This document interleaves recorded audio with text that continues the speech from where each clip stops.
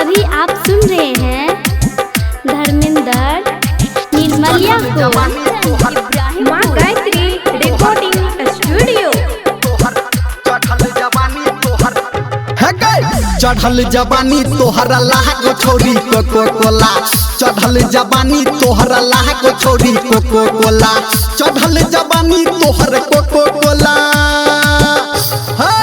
एना नहीं हो हमारा देखा के छोरी मोहन डोला, चढ़ल जवानी तोहरा लाग छोरी कोको कोला, चढ़ल जवानी तोहरा लाग छोरी कोको कोला।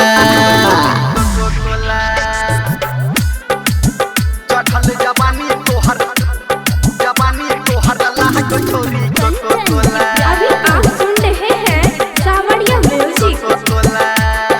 गरमी में सबके तू को देबही ठंडा, तोरा ऐ जवानी के खुल जेतो भंडा।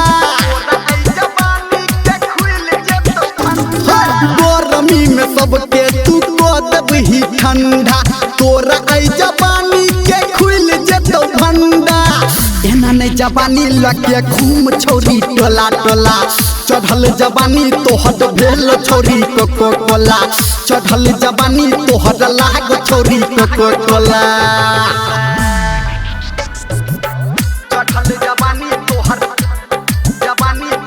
लाग छोरी कोको कोला।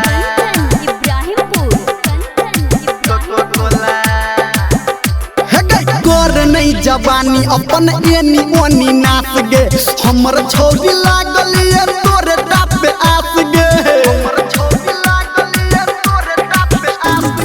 कर नहीं जवानी अपन एनी ओनी नाच गे, हमर छोरी लागल ये तोरे टाप पे आस गे। कहो धर्मेंद्र जान कहियो तो हमारा बोला, कहे छौ संजय गौतम कहियो तो हमारा बोला, राइटर सोना तू के बोला बोला। चढ़ल जवानी तोहर लाग छोरी कोको कोला, चढ़ल जवानी तोहर लाग छोरी कोको कोला, चढ़ल जवानी तोहर लाग छोरी कोको कोला।